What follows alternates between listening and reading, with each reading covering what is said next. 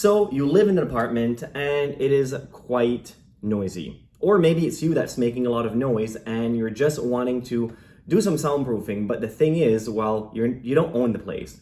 So we can understand that you don't really want to spend money on upgrading a property that you don't really own, which makes a lot of sense.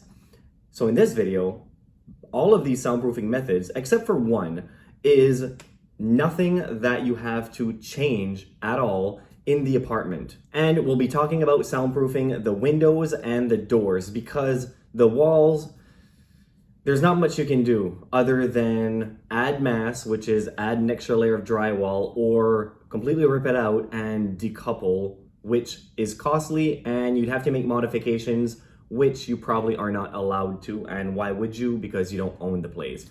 So what's the point?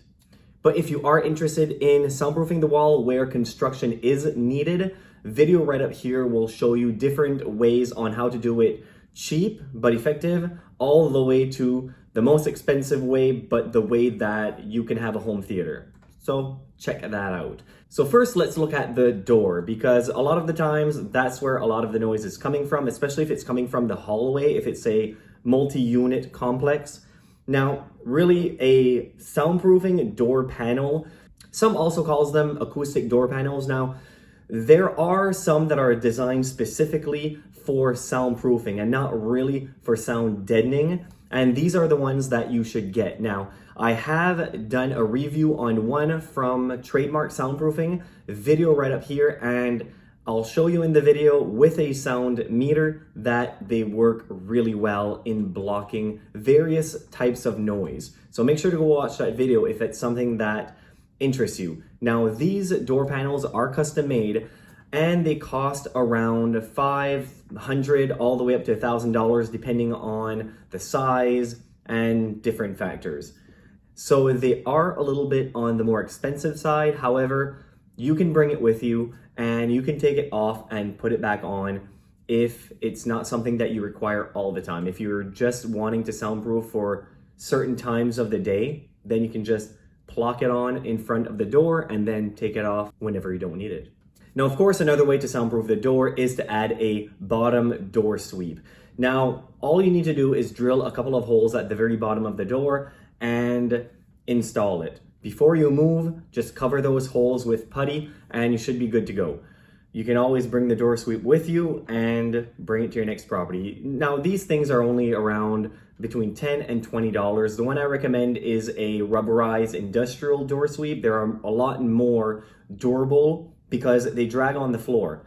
And the really cheap thin ones, they also drag on the floor and they'll easily get nicks in them, which will make them quite useless after just a few months or even weeks of being installed. So go with more of an industrial grade. You'll pay a little bit more, but it's the difference between $10 and $20 or $10 and $15. It's not that big of a deal, and it is a huge difference in quality. Another way that you can stop a little bit of sound from going through the door without making any types of alterations is to basically just add moving blankets over the door.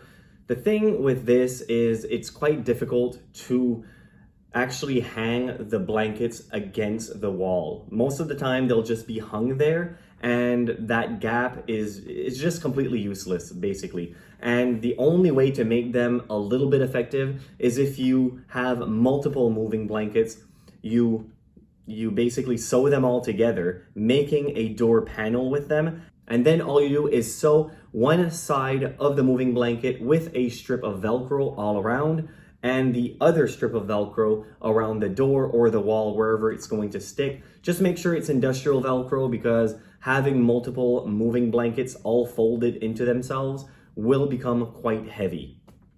Now let's move on to the window. Of course, you can go and buy acoustic sealant where you'll be applying it around the door and also around the window frame and around the window where the window meets the frame. The thing with this, it's not that effective if you're in a new unit where there's no cracks around the doors or window. But if you live in an older building where there's a lot of cracks around the window and door, it's a good idea to go and spend around $20 and buy an acoustic sealant and just go and seal that crack.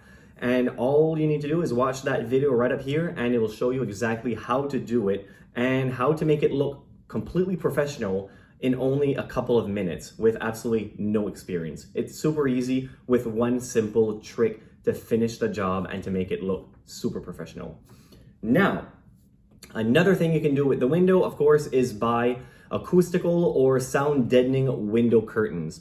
The thing with these is also, most of the time, people just hang them right on the window, basically the exact same way you'd hang normal curtains. The thing with these, you have to at least have 4 to 8 inches from the top of the window up and also from the sides. And I would also recommend buying the curtains where it's only one piece instead of having 2 pieces where there's a slice in the middle.